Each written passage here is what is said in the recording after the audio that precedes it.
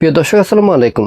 গণতান্ত্রিক রাষ্ট্র ব্যবস্থায় সংসদ শুধুমাত্র আইন প্রণয়নের জায়গা নয়, এটি সরকারের জবাবদিহিতা নিশ্চিত করার অন্যতম প্রধান প্রতিষ্ঠান। সংসদীয় গণতন্ত্রে সরকার টিকে থাকে জনগণের প্রতিনিধি হিসেবে সংসদ সদস্যদের আস্থার উপর।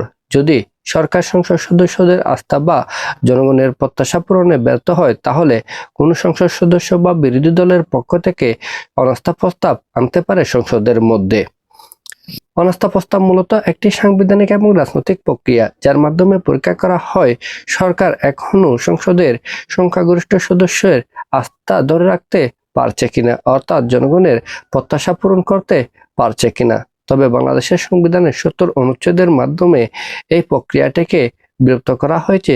এই প্রক্রিয়ার স্বীকৃতি দেওয়া হয়নি, কারণ কখন অনাস্থা প্রস্তাব আনা হয় প্রথমত সরকারের ব্যর্থতা তুলে ধরতে। যখন সরকার অর্থনীতি, আইন শৃঙ্খলা, দুর্নীতি নিয়ন্ত্রণ, কর্মসংস্থান এবং জনগণের সেবা নিশ্চিত করতে ব্যর্থ হয়, তখন বিরোধী দলের পক্ষ থেকে অনাস্থা প্রস্তাব সংসদে নিয়ে আসা হয়, মূলত সরকারের ব্যর্থতা তুলে ধরার জন্য।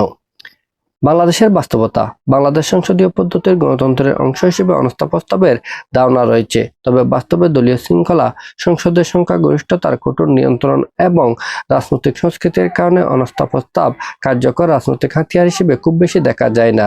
এর বাইরে সংবিধানে দলত্যাগ বিরোধী আইন, বিশেষ করে সংবিধানের ৭০ অনুচ্ছেদের কারণে কোনো সংসদ সদস্য দলের বিরুদ্ধে ভোট দিতে পারে না। যদি কোনো সংসদ সদস্য দলের বিরুদ্ধে ভোট দেয়, তাহলে তার সংসদ সদস্য পদ শূন্য হয়ে যায়। অনাস্থা প্রস্তাবের ইতিবাচক এবং নেতিবাচক দিক।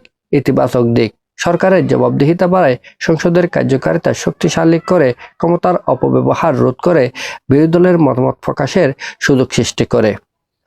অনাস্থা প্রস্তাবের নেতিবাচক দিক: এটি অতিরিক্ত রাজনৈতিক অস্থিরতা তৈরি করতে পারে। ঘন ঘন অনাস্থা প্রস্তাব উন্নয়ন ব্যাহত করতে পারে। বিরোধী দল এটিকে রাজনৈতিক হাতিয়ার হিসেবে ব্যবহার করতে পারে। আমাদের এই ভিডিও যদি আপনাদের ভালো লেগে থাকে, তাহলে আমাদের এই চ্যানেলটি সাবস্ক্রাইব করবেন, লাইক, কমেন্ট, শেয়ার করতে ভুলবেন না।